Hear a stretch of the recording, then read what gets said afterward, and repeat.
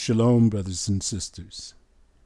Grace, mercy, and peace be unto you from YAHUAH the Father and Yahushua our Mashiach, his voice.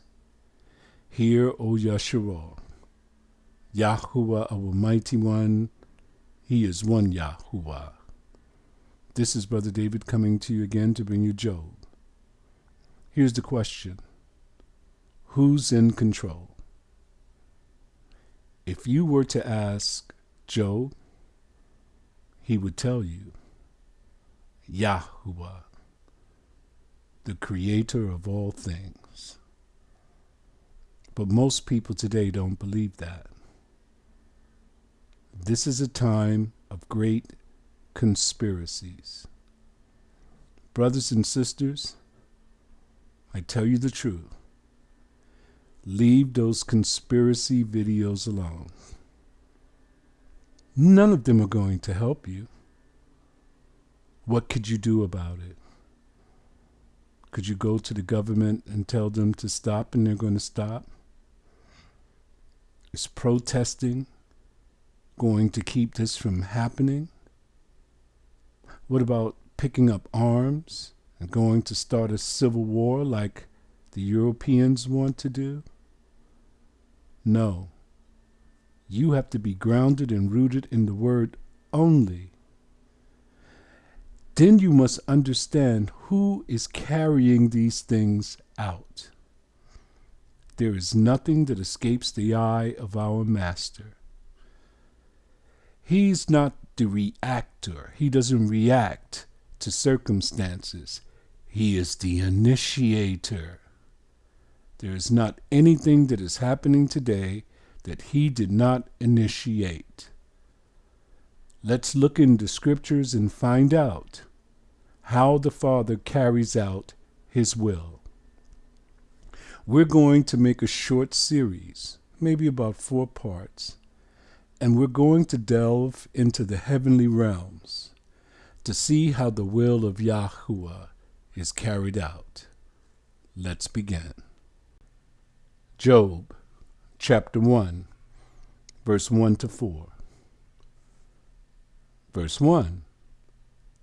There was a man in the land of Uz, whose name was Job, and that man was perfect and upright, and one that feared the mighty one, and eschewed evil. What made him perfect? He kept the law. How did he keep the law? I didn't think that the law was poured out. Even in those days, the law was given. When Noah left the ark, the Father gave Noah and his sons laws. If you go to the book of Jubilees, you find out that he also gave him his Sabbaths and his feast days. So even in this time, Job understood the law and kept it, which made him upright. It shows that he respected the mighty one, and he pushed evil aside. Verse 2, and there were born unto him 7 sons and 3 daughters. He was rich. Verse 3, his substance also was 7,000 sheep, and 3,000 camels, and 500 yoke of oxen, and 500 she-asses, and a very great household. So that this man was the greatest of all men in the East. He was super rich. Did he have dollar bills? Was he worth $65 billion? No, it did not exist in those days. YAHUAH has said, the gold is mine, the silver is mine. The cattle on 1,000 hills belongs to me, saith YAHUAH. Verse 4, and his sons went and feasted in their houses, every one his day. They took turns, and sent and called for their 3 sisters to eat and to drink with them. Verse 5, and it was so. When the days of their feasting were gone about, that Job sent and sanctified them, and rose up early in the morning and offered burnt offerings according to the number of them all. For Job said, it may be that my sons have transgressed the law and cursed the mighty one in their hearts. So Job did this continually. What did he do? Every morning he woke up and he offered burnt offerings, sacrifices for his children. Are you as meticulous as Job is when you are interceding on behalf of your children? Verse 6. Now we're going to have a view of how it works in the kingdom, in the heavenly realms. Now there was a day when the sons of the mighty one came to present themselves before YAHUAH, and Satan came also amongst them. The sons of the mighty one are what they call the watchers. They call them angels, the messengers. And guess who showed up with them? Satan.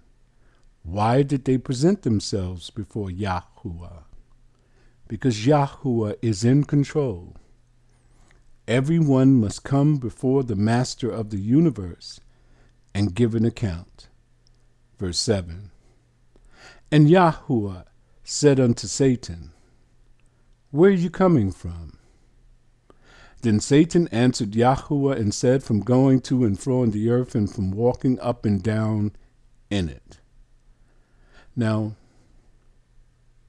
Satan is not bound. He is free, brothers and sisters.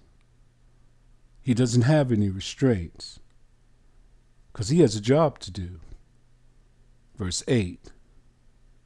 And YAHUAH said unto Satan, Hast thou considered my servant Job? Look what he called Job, his servant. That there is none like him in the earth. He's a perfect and an upright man, one that feareth me and pushes away evil. You know, once the mighty one said this to Satan, Satan noticed that YAHUAH was bragging about his servant Job.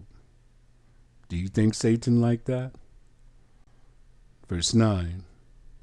Then Satan answered YAHUAH and said, Does he fear you for nothing? Listen to the accusation. Verse 10. Because you have made an hedge about him and around his house. Listen to this, brothers and sisters. And all that he hath on every side, thou hast blessed the work of his hands, and his substance is increased in the land. If you are the servant of YAHUAH, look at the benefits. He has built a hedge of protection around you. To be a servant, you have to be upright. You have to be perfect. Remember what perfection is. Keeping the law, statutes, judgments, and commandments. Remember the Mashiach said, Be ye perfect as I am perfect? What did he do? He kept the law, statutes, judgments, and commandments, which made him perfect. When he told you to be perfect as he is perfect, he was just telling you to keep his Father's ways. Verse 11. Look what Satan is going to say to him. But put forth thine hand now, and touch all that he hath, and he will curse thee to thy face. Now he has accused Job. He said Job is a fair weather servant because you've made a hedge about him and about his house and everything on every side, because you've blessed the work of his hands and his substance is increased. Of course he's going to serve you, but if you take away this stuff from him, he will curse you to your face. Listen to the reply of the mighty one. And YAHUAH said unto Satan, Behold, all that he hath is in thine power.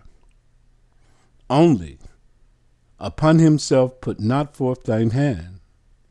So Satan went forth from the presence of YAHUAH to destroy Job. Do you see what happens when YAHUAH is bragging about you to the accuser, to the tester? This is Satan's role. He is here to test and to try you. He is the perfect person to do so because he hates us. He hates the mighty one and his ways, but he has been defeated. He has been subdued. Now he is under the authority of YAHUAH and must carry out YAHUAH's will. Did you notice that he could not touch Job? If you are serving YAHUAH, you have a hedge of protection around you. No coronavirus, no vaccines, none of these things. No weapon formed against you will prosper. But you have to be perfect and upright. You also must be a servant of YAHUAH. Verse 13. And there was a day when his sons and his daughters were eating and drinking wine in their eldest brother's house. Verse 14. And there came a messenger unto Job and said, The oxen were plowing and the asses feeding besides them. Verse 15.